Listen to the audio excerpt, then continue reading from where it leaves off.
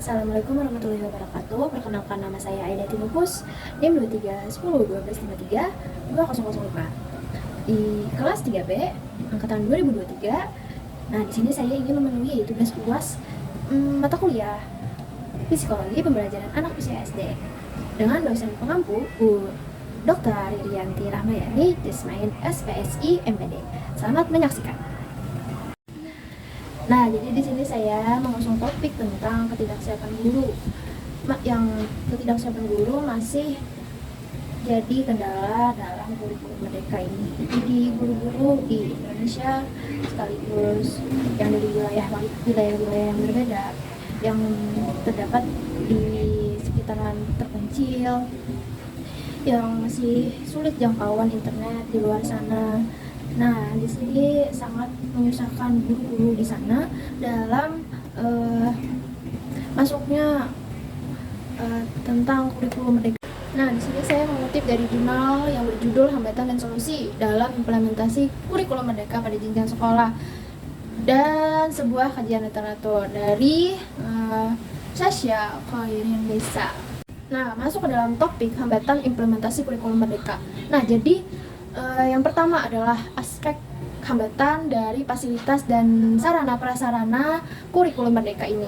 Jadi yang pertama adalah lahan yang terbatas. Nah, jadi karena di perdesaan sudah masuk kurikulum merdeka ini dan lahannya itu sangat kurang, itu adalah fasilitas yang itu adalah satu hambatan. Terus terbatasnya prasarana dari internet, misalnya laptop, terus internet, akses internetnya itu, terus akses dalam mendapatkan materi literasi dan buku paket siswa yang kurang. Nah, jadi yang kedua, aspek hambatan dari kurikulum merdeka ini juga dari tenaga pendidik gurunya itu sendiri, karena guru kurang antusias dan minim pemahaman terhadap konteks kurikulum merdeka.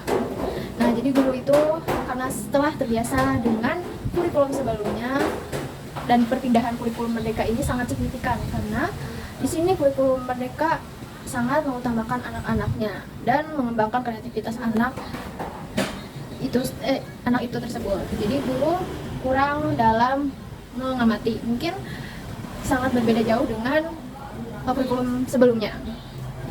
Terus ada guru dan tenaga pendidik yang belum terlatih menerapkan pembelajaran sesuai dengan paradigma baru yang merasa rumit dan kesulitan. Terus ada wawasan dan pengetahuan guru tidak memadai karena kurikulum merdeka waktu pelatihan dan minim informasi tentang kurikulum merdeka. Nah, juga guru kesulitan dalam segi perencanaan, pelaksanaan, dan penilaian pembelajaran kurikulum merdeka. Terus rendahnya skill guru dalam memenuhi tuntunan dan dalam kurikulum merdeka ini. Nah, terus aspek hambatan yang ketiga yaitu adalah siswa, lingkungan, dan keluarga. Nah, di sini mindset seluruh warga itu sangat kurang atau belum terlatih dengan pembelajaran yang berpusat pada anak, karena kurikulum merdeka ini sangat berpusat ke anak, dan di situ orang tua sangat tidak tahu atau tidak mengetahui pembelajarannya karena ini sangat berfokus kepada anak itu sendiri. Terus kurang kompakan anak atau siswa dalam kelompok proyek karena terbiasa dengan tugas-tugas yang diberikan guru dari materi itu sendiri, dari buku paket, karena kurikulum sebelumnya sangat berfokus kepada materi, teori, tidak berfokus dalam kegiatan-kegiatan proyek-proyek lingkungan sekitar atau keluarga siswa. Nah, yang keempat itu aspek hambatannya dari pemerintah itu sendiri, karena belum sinkron dalam mindset pemerintah daerah dengan pemerintah pusat terhadap kebijakan kurikulum merdeka ini. Terus ada kurangnya pelatihan dan pemberian sosialisasi kepada guru-guru terhadap konsep implementasi kurikulum merdeka ini. Nah, itulah hambatan dari aspek kurikulum merdeka sangat-sangat berubah, dan kurikulum sebelumnya dan kurikulum sekarang sangat berbeda jauh. Jadi banyak sekali hambatan dari fasilitas, dari SDM gurunya, terus siswa, lingkungan sekitar, terus dari pemerintahnya sangat berbeda jauh, dan itu sangat berdampak negatif. Dan selanjutnya akan saya bahas lagi untuk solusi dalam kurikulum merdekanya.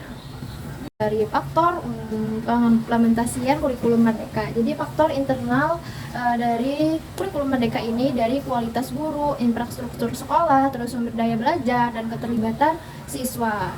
Terus kedua, faktor eksternalnya itu adalah dari kebijakan pemerintah, dukungan masyarakat, ketersediaan teknologi dan perubahan sosial dan ekonomi. Terus faktor psikologisnya dari motivasi guru, persepsi siswa, terus dari komite sekolah, dukungan orang tua itu. Nah, juga ada pihak lain yang terlibat dalam pengimplementasian kurikulum merdeka. Jadi pihak itu dari Kementerian Agama, terus Badan Standar Nasional Pendidikan, Dewan Pendidikan, Organisasi Pendidikan Internasional dan nasional. Nah, jadi pengimplementasian kurikulum merdeka ini juga masuk dalam spesifik dalam psikologi pembelajaran anak SD. Dikarenakan teori belajar ini sangat berpengaruh kepada anak, dan teori belajar ini termasuk dalam yang pertama, teori belajar behavioristik.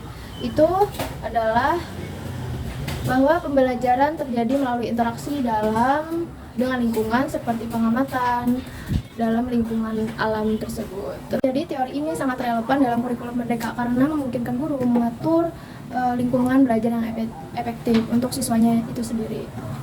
Terus ada teori belajar kognitif. Jadi anak-anak harus bersosialisasi, berinteraksi sosial dengan teman-teman sebayanya.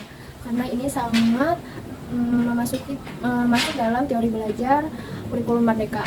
Dalam proses belajarnya harus mengembangkan kemampuan kritis dan kreatif siswa itu. Nah, jadi di sini ada teori belajar konstruktivisme, yaitu untuk pembelajaran yang terjadi melalui konstruksi, pengetahuan, dan pengalaman. Jadi guru di sini berperan sebagai fasilitator dan siswa sebagai konstruktor. Nah, ada teori belajar kontemporer. Jadi teori belajar yang berbasis masalah atau PBL. Jadi siswa mengembangkan kemampuannya dalam menyelesaikan masalah.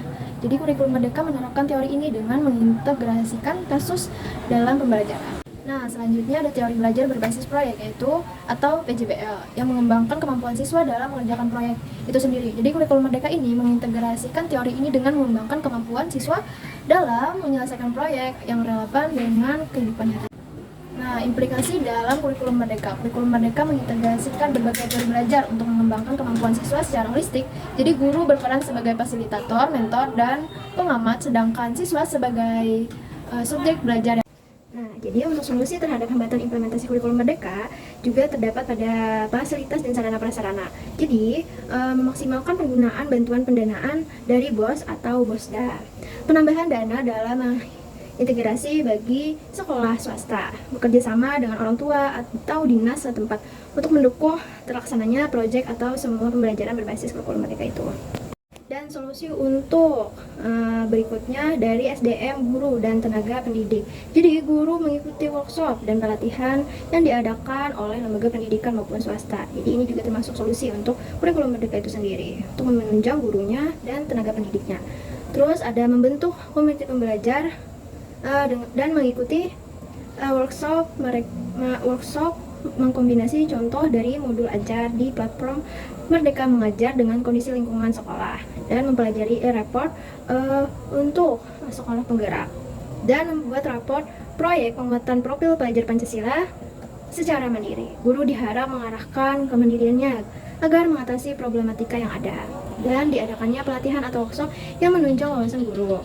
Yang ketiga, ada solusi untuk siswa, lingkungan, dan keluarga. Di sini harus solusinya mengadakan sosialisasi terus solusi untuk siswa, lingkungan, dan keluarga, kita mengadakan sosialisasi kepada tenaga pendidik dan orang tua melalui dari kelas 1 sampai 6. Terus yang mengadakan sesi pertemuan antara peserta didik, wali kelas, dan guru BK.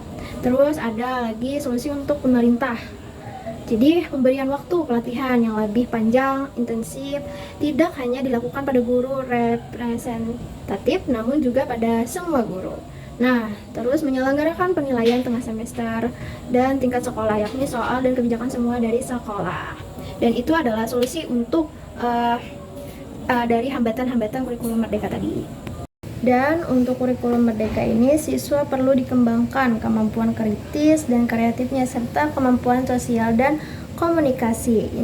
Terus infrastruktur sekolah perlu ditingkatkan lagi, termasuk fasilitas dan teknologi.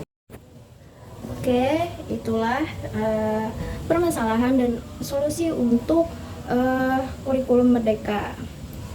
Jadi sekian, terima kasih. Wassalamualaikum warahmatullahi wabarakatuh.